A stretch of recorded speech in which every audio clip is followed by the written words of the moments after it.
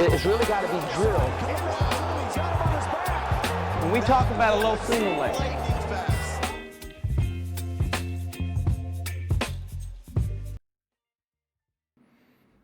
All right, so what is a Russian tie?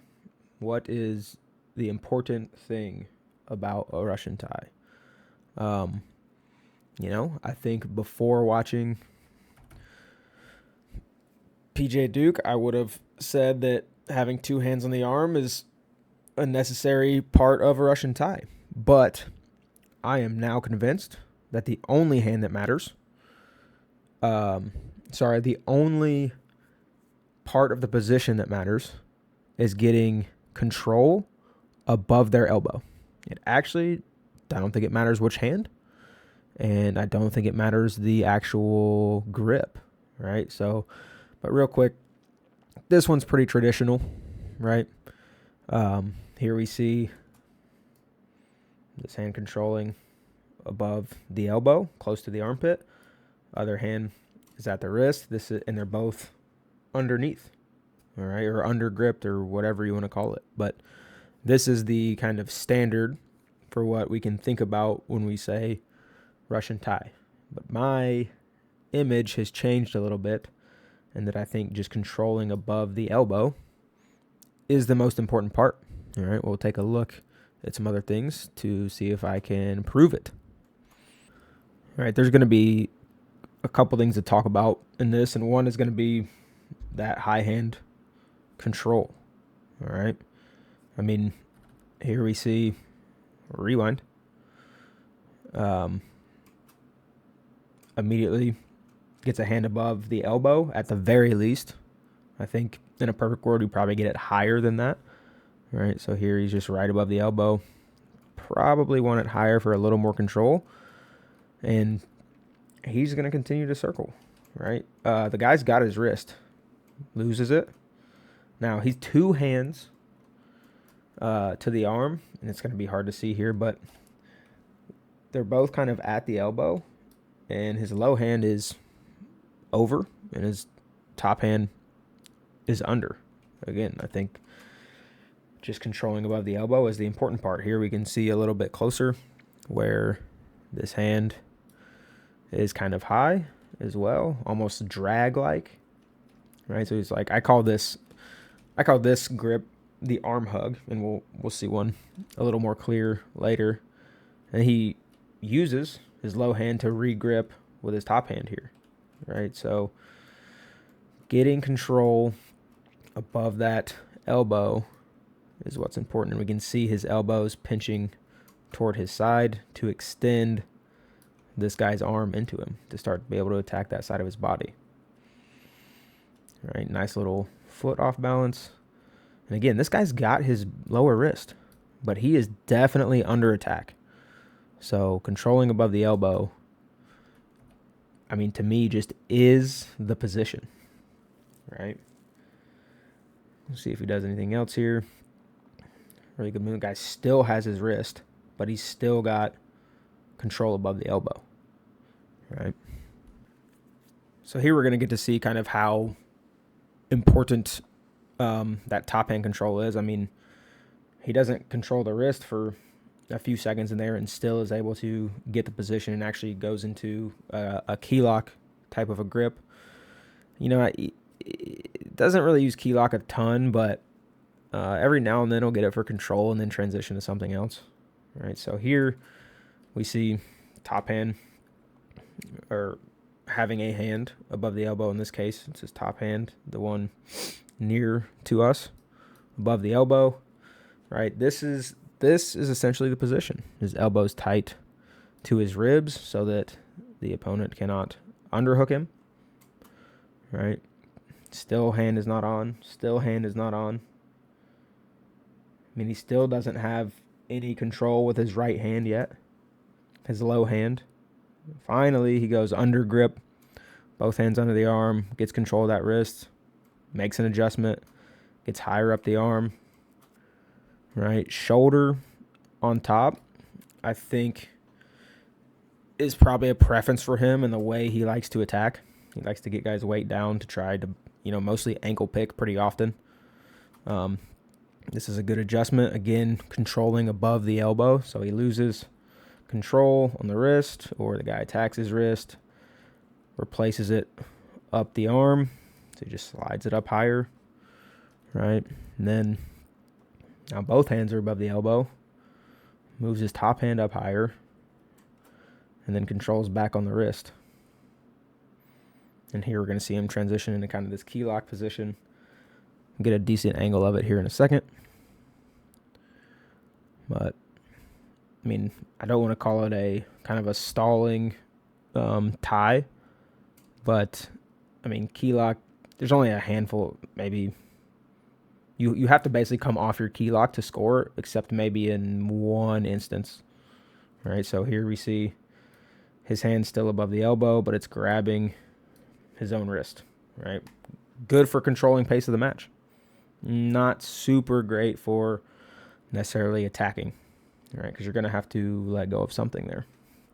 Here's another look at him controlling above the elbow, right? Here he goes kind of arm hug or two hands high and over. So, right, so here we see it's like he's way more like drag. So his inside hand is in front of the arm and above the elbow. And his other hand controls high on the arm, right? Now, a preference, he transitions to, well, not even real solid wrist control. I mean, he's just on top of the arm here, right? So, I mean, it's nothing too controlled, right? Still nothing too controlled. Transitions back under, but the whole time having a control point above the elbow. Again, it is the position. Now we're going to kind of touch on some of the ways he gets to this Russian tie.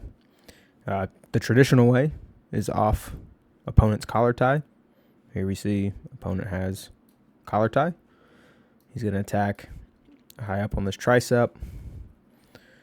Going to turn his head away and twist his hips to make this arm kind of straighten and make the opponent kind of fall that direction, right? And then this low hand, this inside hand, goes to the forearm or wrist. As he turns, again, looking away, this guy is off balance over here, really throwing his shoulder, really throwing his hip. All right, this makes it so the guy can't attack. If you try to pull this off moving backwards, it's going to be a bad time. All right, and then he's looking to control, again, above that elbow. Here he's got kind of a traditional under grip, two hands under, one above elbow, one below. Here's another way he gets to it when the guy's straight arm. He goes baseball grip into his Russian tie. So we see guys not collar tied. He's kind of straight arm post. Grabs the wrist just like a baseball bat, hands close together, low on the arm. And he's going to rotate that thing off, right? He doesn't have to turn his head much here. There's not any space he has to clear. There's plenty of space between these guys. So as he rolls it down, his outside hand just bites up as high as he can get it to get that arm control. Other hand is controlling below the elbow in a kind of his traditional Russian tie position. Here, he can still get it even if the opponent has his wrist. He just chases up high or hand replaces, right? So here we see opponent has wrist control on that far side. Hard to tell right here. Right, he's kind of got this reverse grip on his wrist. So he's going to bring his free hand, his opposite hand over, attack the wrist. Now he's got his low hand, and the other hand starts to chase up high. And then here, just another variation of his grip. This top hand still underneath. Again, I think it's the most important one. This one is over right now, which is perfectly fine. All right, It helps, but isn't the most important. It can be over, it can be under, it can be two hands above, it can be like a drag position, right? He does transition it to kind of traditional, or maybe even key lock here. It's hard to see. But another way to get to it is when the opponent has your wrist. This is another really common way he gets to it. When the opponent attacks, then he just follows it up. All right, so here we're going to see the opponent attack. He down blocks, right, gets in the way. Then he's immediately chasing the angle of the side he likes for his Russian tie, right? Hand goes above elbow right away. And most of the time, his inside hand will go drag, so he can try and score right away. And if not, when the guy squares up, he'll transition back into, we can see his hand right here above that elbow. He'll transition back into his traditional Russian tie position. So off down block is a really good place to find this position if you can't quite score right away on a counter. This one's essentially just his kind of baseball grip, straight arm option to Russian tie. But it's worth mentioning he does it here off an attack, and it's in quick transition. So when he goes for this attack, this guy blocks him with kind of straight arms on his shoulders. All right. And as he transitions up, he'll cross grab the wrist right away. Really clear picture of it here. Roll it off. And then straight into his Russian tie position. Right, so not any different than kind of his baseball grip one, but he transitions very fast off missed attacks back into this spot so he can get back control. Here's another spot you can look for this Russian tie out of, and it's clearing front headlock, which is, actually pretty important. So here, obviously, he's stuck. He kind of does a little bit of a drag motion, circles up to his feet. Again, he's already kind of attacking above this elbow, and then just rotates out and then controls that wrist, finds his 2-on-1 position or Russian tie position. It's hard to see here. You can see his hand sneak in back there, but, it's good to be offensive, and you're going to get stuck in front headlock sometimes. And you can clear back to a 2-on-1 or Russian tie position to maintain control and the pace of offense you have.